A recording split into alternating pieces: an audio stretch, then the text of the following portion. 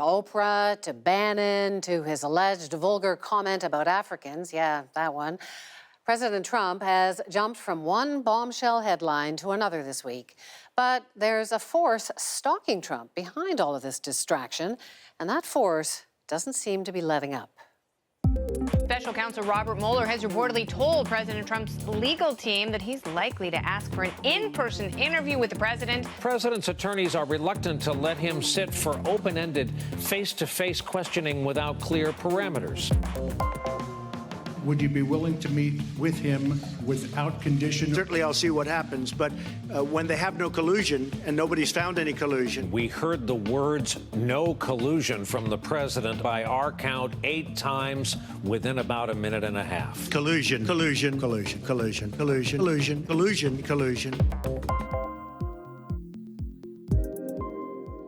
Jill Wine-Banks is a former Watergate prosecutor. She joins me from Chicago. If Mueller feels that he's ready to interview Donald Trump, does that mean he has the goods, that he's got the case? Well, it should mean that, and I hope that he has more information than any of us knows, because usually you would talk to the target at the very end.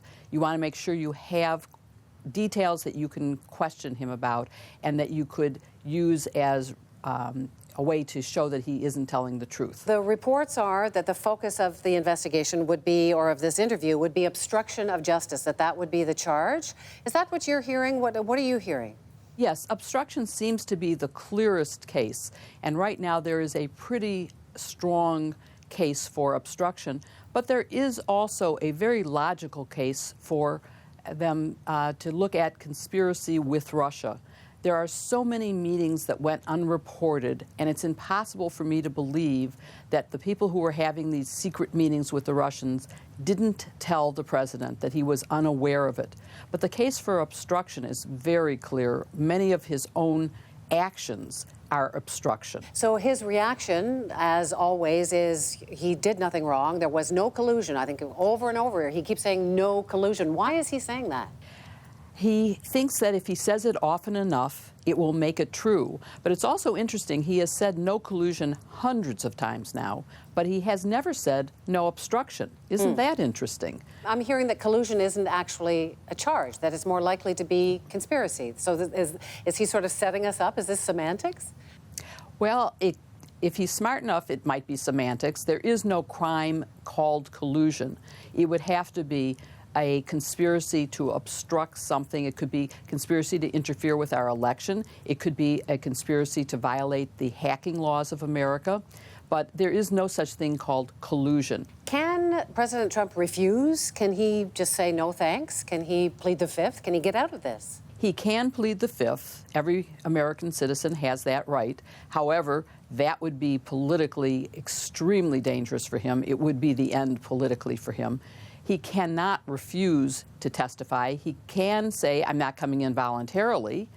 Any citizen has that right, but they can be subpoenaed, and the president can be subpoenaed. I cannot imagine, as has been suggested, that Mueller would ever accept written interrogatories, which is he would submit questions in writing in advance, and the answers would be provided in writing, probably drafted carefully by his lawyers. No one is going to accept written answers from Donald Trump. It has to be in person and under oath. So you've been in that room. You probably have an idea of the kind of political pressure that is coming from all sides on this. What's happening behind the scenes, do you think? It is unheard of what's going on now. The pressure on him, the attacks on him by the president and by many, many Republicans is disgraceful. The prosecutor is doing his job. He is ferreting out information and facts, and we need to pay attention to that. During Watergate, there was never anything like this. Yes, the president refused to give us the tapes that we had subpoenaed, and yes, he fired the special prosecutor, but within 3 days, he had to reverse course because public pressure was so enormous that he couldn't get away with it. And I just can't imagine how anything worse could happen here. So much to watch for here. Jill Wine-Banks, thank you so much for being with us. Thank you.